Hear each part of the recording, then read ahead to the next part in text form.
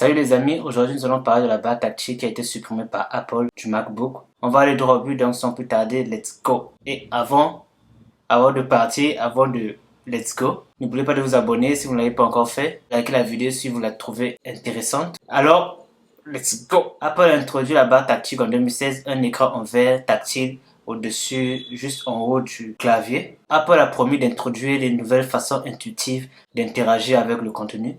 Ils ont supprimé l'emplacement de la carte SD, du port HDMI et de nombreux ports de connectivité traditionnels à la place des ports USB-C et Thunderbolt. Mais avec le dernier MacBook Pro, la barre tactile a été supprimée et il y a deux raisons à cela. Officiellement, Apple a donné une justification générique. On va essayer de lire. Les utilisateurs apprécient la ligne de fonction pleine hauteur du Magic Keyboard autonome et nous l'avons apporté au MacBook Pro. La touche physique remplace la touch bar qui n'est qu'autre que la barre tactile. Ramener la sensation tactique familière des touches mécaniques que les utilisateurs professionnels adorent. En écoutant cela, je te rends compte que c'est un discours marketing pour nous faire comprendre que la barre tactile était simplement une mauvaise idée et qu'ils ont décidé de la supprimer. La question qu'on se pose, c'est où est-ce que ça s'est mal passé? Le problème était qu'Apple n'avait jamais amélioré ses fonctionnalités. Certains utilisateurs ont apprécié le raccourci qu'il offrait, comme l'accès rapide aux emojis tout en discutant avec quelqu'un sur iMessage ou sur une plateforme de discussion, le réglage des outils dans les applications d'édition ou des applications de montage photo. Mais on va se rendre compte que sa fonctionnalité n'a jamais été améliorée ou n'a jamais été étendue. Il comprend également des compromis comme transformer la ligne de fonction physique et la touche d'échappement qu'on appelle souvent la touche Escape en bouton tactile. Ce qui frustre les utilisateurs qui se plaignent de fautes de frappe